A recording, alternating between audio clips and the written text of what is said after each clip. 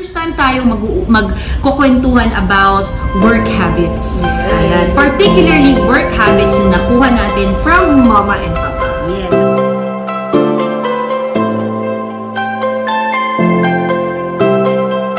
So may tatlong habits tayo na kinakargat dinadala talaga, di ba? As we start, a little bit of a background overview kung ano ang ginagawa para at least Alam nila ano yung ginagawa natin. Hindi lang kami nagpa-vlog, guys. So, yun. So, a little story about Ate is, we all know that she's a flight attendant. So, she's been a flight attendant for 12 years Almost now. 12 years. Grabe. So, aside from that, she's also an entrepreneur. So, she co-founded a company here in the UAE called Investusia. So, this is a company where they hold seminars for our fellow Filipinos about financial freedom. Oh, grabe talaga! And aside from that, she also has Cruise Essentials. So, ito yung, you're working with your best friends, di Yeah, ba? si Karen, si Marvin. Karen and Marvin. So, it's like a planner for flight attendants. Yes. So, my sister is a flight attendant and an entrepreneur. Charot. Oh, grabe! Ayan. Si MM naman, yeah, she's a business consultant. Ayan. So, for 5 years na, di ba? Yes. So, what she does, ba't ka tumatawa? Natatakot siya sabihan kung kabonjing-bonjing. Paano kaya ako di-describe na to? Pero ano kaya yun? alam ko ba paano trabaho ko dito? Parang si Papa, ano ba trabaho? Dancer po. Pero, Zumba. Zumba naman, diba? Anyway, si MM dito she's a business consultant. So, ginagawa if you want to set up a company in the UAE and you don't really know where to start and how to start, si MM naman yung I'll help you where to start. From kung anong klaseng license, kung anong klaseng visa, ganyan. So, MM will handle that case. Yes. Ayan. So we've been working for more than 5 years na. Ganyan yung sasabihin natin. But then, what we will discuss here is yung working habits natin. Yeah. Ano yung mga working habits na dinadala natin because yun yung nakita natin sa From mga our parents parents. natin. So si Papa has been working for Del Monte Philippines, di ba? Sa Bukidnon, he's been working there for more than 20 years. So kaka-early retire lang ni Papa. And then si Mama naman, yung backstory ni Mama is she does a lot of side hustles. Yes. And so, alahas niya, mga binibentang kung ano-ano, di ba? So, pinaparentang kung ano-ano. So, ayan yung nakuha natin. So, yun yung growing up, ano yung mga nakuha natin, hindi natin na-realize na na-adapt pala natin. Ayan. So, yun yung isi-share natin ngayon. Oh, very interesting. Na-excite ako sa episode na to. Ayan. Ikaw ba? Oo naman. Baka may maiyak pa tayo dito. Okay, so ito yung ating work lesson number 1. Be on time. Ayan, ito yung natutunan ko kay Papa. Grabe yung disiplina ni Papa. Oo. Yung Filipino time na yun, wala yan sa bahay. Wala. Pag sinabi ni Papa na kain ka na, dyan ka na sa upuan mo. Kung hindi ka na makakain. Oo. Paglalabas. Oo. Paglalabas sa kotse, si Papa, andun na. Kami naliligo pa siya. Andun na sa sasakyan. So, grabe, doon na kami magsusuklay sa sasakyan. Ganun siya Grabe. tipo na, for example, sasabihin, aalis tayo ng 6 a.m. in the morning. So, dapat pag alas 6 ng umaga, nasa sasakyan ka na kasi on the dot wala ka. Aalis. Lakad ka lang. Paglalakad ka, maghanap ka paano ka aabot sa kung anong destination man yan. So, he really valued, the value of People's time. time. People's time. Sinasabi niya, huwag mong paantayin yung ibang tao, di ba? Kasi may buhay-buhay din ibang tao. Huwag Huwag mo alam na meron gusto- silang kinancel na meetings just to meet you. Diba? So, Oo. time is very important for Also, Papa. Yeah, so ikaw naman ngayon, how do you value that? Ano naman yung, how do you work? How do you approach work naman when it comes to time? So, aside, sa work ko kasi, we meet a lot of clients. So, working with a German company, grabe din sila sa oras eh. So, isa din yun sa pinaka gusto ko kasi they're very strict sa oras. Pag sinabing 2:30, andyan na ako, we start the meeting. Yeah. 2:20, 2:10, or alas 2, andyan na I sila. like that. So, ikaw naman, how do you value time? For me, say merong flight, 'di ba? Tapos kailangan akong mag-check-in ng for example, 1:30 in the morning, gusto ko nandun ako 20 minutes before. Ayoko yung nagmamadali ako. Gusto ko nakaupo na ako para inaantay. Gusto ko pagbukas ng gate, andun na ako agad. Because you never know, pag hindi ka, pag gipit ka sa oras, you might makakita mo yung traffic, Yes. hindi mo alam, Oo. diba?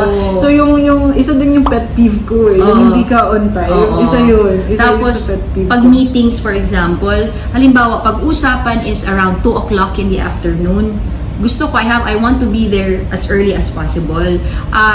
For me, there's an impact. For example, may kausap ka, sasabihin alas 2, tapos darating ng 2:30. Parang nagiging tatay ako, parang nagiging papa ako na parang, alis na lang kaya. Pero it's good, ha? Kasi it shows how that you value the person. If you are an employee and then you are there in your workplace on time, it shows that you're dedicated. Diba? It shows that you take your work seriously. Diba? That you are passionate sa kumpanya mo na pinagtatrabahuan mo. If you are an entrepreneur naman and then you conduct meetings, or kahit employee ka, you conduct meetings, it means that you are prepared. Diba? What I like din about Invest2CS, yung company nyo nga, is like you really start on time. Kahit isang attendee lang yung nasa seminar or dalawa, if you say that you start at 2, magsa-start talaga sila at 2 o'clock regardless Yes. kung ilang attendees andun. Yes. Yun yung diba? ano natin, dapat paguhin natin is, yung mga Filipino, there's no such thing as Filipino Filipino time na delayed. No, Filipino time is an on time, if not an early time. Yes. Dapat ganon yung gawin natin. Ayan, diba? Oo. Okay, so yun yung nakuha natin, which is good. For me, mas masaya ako if I'm on time. And Yes. the same as you? Yes. So, very practical yung first tip na yun. I like it. Yeah. Yung pangalawa naman, ito talaga, kargado ko to Oo. sa sa trabaho ko kahit ngayon, Oo. 'di ba? So ano yung work tip number 2? So, do it right, so you do it once. Ayan, ayusin ang trabaho para hindi pa ulit-ulit. Alala ko, grabe talaga. Si Papa din. Grabe talaga si Papa, no? Noon kami nagwawalis kami sa labas kasi may malaki kaming lawn sa bukid noon.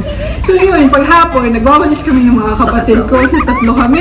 Hindi namin, parang ano lang ba, basta-basta lang, pinaulit ni Papa kasi daw bakit ang dami. Ang laki ng lawn namin. So dapat alas 3 tapos na kami. Umabot sa alas 6 yata pag nagsa-sundown na. Grabe. So yun. Do it right, so you do it once. Totoo yan. Kasi parang ako ganyan din eh. Doon, para meron silang idea ko ng itsura doon. Where we live sa Del Monte, it's a beautiful place. Malamig ang lugar, ganyan. Kung ikaw Parang Little Baguio. Oo, kung ikaw ay taga Del Monte, di ba? Hello sa'yo dyan. So kung ma-picture nyo, you picture this, yung camp na yan, maraming mga bahay, pinapalibutan po kami ng mahogany trees. Ang daming mahogany trees. Pag summer na po, ayun, nagsisihulog na po yung mga dahon ng mga brown na yan. Tapos, kung hindi mo wawalisin yan, ayun, sobrang kapal na ng lawn mo. So, yan, makikita mo na sa hapon yun, nagwawalis na yung mga... Kasi sisitahin ka ng camp manager pag hindi malinis yung lawn mo. Kaya si Papa, wala kaming maid nun. Kami yung pinapawalis.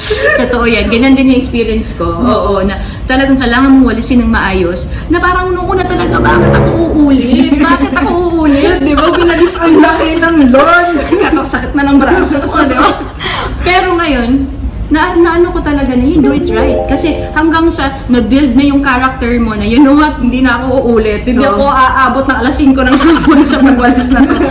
Ayusin ko. Yung so, and then you build a character. Not just that, I mean, so many things na ginagawa natin, magpo-floor wax ka. Oo, isa din yun. Oo, maghuhugas ka, ayusin mo, kundi uulit. Pag nakita ni Mama na may ano dyan, papaulit sa'yo lahat. Grabe. So this is a value. Ngayon, ikaw ba, yun yung natutunan natin noon, nung tayo ay bata pa. Ngayon naman sa trabaho, paano mo dinadala yan? Okay, sa office naman, yung sa akin is yung pag nag-check ako ng mga, especially if numbers or contracts. Pag alam mo yung ang kapal ng kontrata, tapos hindi mo siya binabasta-basta mo lang siyang basahin, tapos ninonote mo yung important points, tapos parang skimming lang yung ginagawa mo, parang scanning lang. Tapos pagdating mo sa last page, parang may kulang na point to. Tapos babasahin mo ulit yung kontrata. So it takes time din, di ba? So yun nga, dapat we always value na if you are given a task, ito yung sinasabi ni Papa dati, all the time. Pag binibigyan ka ng task, do it right. Correct. Oo, yun pala yung kadugtong. So you do it once. Ouch! Diba? Totoo Oo, yan. do it right. Oo, I really like this one kasi yun nga, when you don't do things the right way, you end up miss doing things details. over and over again, tapos may details. Apart from that, you waste so much time, Yes. 'di ba? Na instead, pwede ka nang mag-move other on stuff. o gumawa ng ibang bagay, 'di ba? The most important thing as well is yun bang halimbawa pag pagod ka na, tapos may cramming na nangyayari, 'di ba? Yan, parang na-overlook mo na lahat ng mga na-overlook mo. Oo, so that is why it is essential as well na when you do things, lalo pag pagod ka na, make sure na i-gather mo na lahat ng concentration mo na, eto, pagod na ako, but I will try to really concentrate and focus na I still need to do, the right thing. So, very helpful yung tip na Very yan. helpful, yes. It's character forming as well, di ba? And it makes you a better person to deal with, whether you're an employer, an entrepreneur, di Yes, ba? yes. So, that's a good tip, which is, you have to do it right, So you do it once. Work tip number 3, think out of the box. Yes, be proactive. Ayan, na-train talaga tayo nun. Halimbawa, inutusan kang bumili ng, for example, toothpaste. Oo. 'Di ba? Tapos, sa tingin mo, pumunta ka sa isang tindahan, walang toothpaste kang nakita doon, ibig sabihin na uuwi ka doon. May imagine ko na si Toothpaste. Papa, inano kita nito, bakit wala kang dala? Dapat, kung wala dito sa tindahan na to, mag-isip ka na, kung wala dito, baka meron sa kabila. Diba? Meron ding so di ba 5 kami. So kaming 5, meron kaming mga assignments every weekend, mga paglilinis sa bahay. Kung nakikita mo na yung 4 mong kapatid ay naglilinis na, ikaw wag kang bonjing dyan kasi wapak yung ending mo. Correct. So if nakikita mo lang yung 4 mong kapatid naglilinis na, ikaw din maglinis ka na, di ba? Yun yung grabe sa bahay. So, importante, you have to be a team player. Yes. But then, yun nga, what else can I do? Pagdating sa trabaho, if ever you are confronted with a situation, dapat hindi ka lang hindi ka lang nagrereklamo. That's Dapat true. you have to find ways to solve that problem. That's a true story for me though. Kasi, syempre ako, reporting directly sa CEO ako. So, lahat ng problema na oversee na nakikita ko, hindi pwede na lahat ng problema, nire-report ko sa kanya, tapos wala akong binibigay na solusyon. So, may time na parang nire-report ko na lahat ng issues sa kanya, tapos naiinis siya kasi, anong gagawin ko? Ako pa ba yung mag-iisip ng solusyon? Parang ganun. So, on the next days, yun na nga, sinasabi ko yung mga nauna nakita kong problema sa kumpanya, tapos nagbibigay na ako ng solusyon. So, it's up to him if he accepts the solution or he thinks of another solution. Yan, that's a very good habit. Kasi tayo, halimbawa, pag empleyado tayo, Yeah. then we wonder, bakit mas tumataas, bakit umaangat ang tao sa profession nila? Ano ba yung dapat meron tayo for us to be different from the rest, Yes. di ba?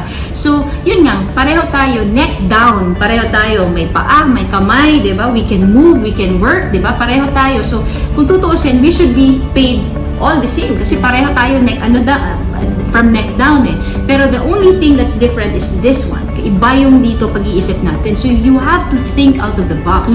Kung may mga problema, you have to be a problem solver, di ba? If there are issues in the office, don't just go and report na ito yung problema. You have to say, you know what, ito problema natin. Pero these are my proposals, these are my suggestions, di ba? Or kung meron namang inutos sa'yo tapos hindi mo nakita, then you say, this is what you told me to look for. I couldn't find it for the meantime, but these are what else I found there, diba? So, you always have to present something else na kung ano lang yung binigay sa'yo doesn't mean yun lang talaga yung Yes, gagawin mo. oo. Think outside, be creative. Wow. Ayan, matutuwa si Papa niyan pag ganyan, Hi diba? pa! Hindi ka nag-comment sa video namin ha. Ayan, so very insightful naman na yung ano natin na. And it's interesting kasi when you're young, you don't really see that, you know? Hindi natin alam. Hindi natin alam, bakit parang gusto ni Papa talaga na dapat magdala ka ng solusyon sa bakit hindi ka lang dapat magreklamo? And then you realize, actually, I can bring that to my work, I can bring that to what I do, diba? And then, you actually create a more harmonious atmosphere when you think out of the box, diba? Kasi hindi ka pabigat. Ang dami naming natutunang habits sa parents natin. Hanggang ngayon. Hanggang ngayon, kahit unending pa din yung mga ano ni mama Lecture. at ni papa. Oo. Pero those were the 3 habits na major habits na natutunan namin from our parents. Pagdating sa trabaho. Regarding work. Yes, So okay. number 1 is Be on time. Yes. So the Filipino time is not a late time, but as an on-time time. number 2. Do it right, so you do it once. Yeah, Do that it saves you. correctly. Correct, that saves you time. Yes. Diba? Oo. So number 3. Think outside the box. Ayan. Be a problem solver. Ayan. Have the initiative. Be proactive. Yes. Ayan. Work is a part of our lives, di ba? Be it work dito sa bahay, household chores, or work sa profession mo or sa business mo or work on your love life, di ba? Meron ka, you deal with so many things and so many people. But yun, the habits that you have, you can apply it anywhere. So, kung ikaw ay isang parent, di ba? It's good to instill good habits for your kids, working habits for your kids kasi madadala nila yan. At kung tayo naman ay mga anak, let's look back, di ba, na when we think of our parents, ano ba yung natutunan ko, di ba? Kasi namin yung mapipick up actually. Yes. Oo nga pala, no? Oo.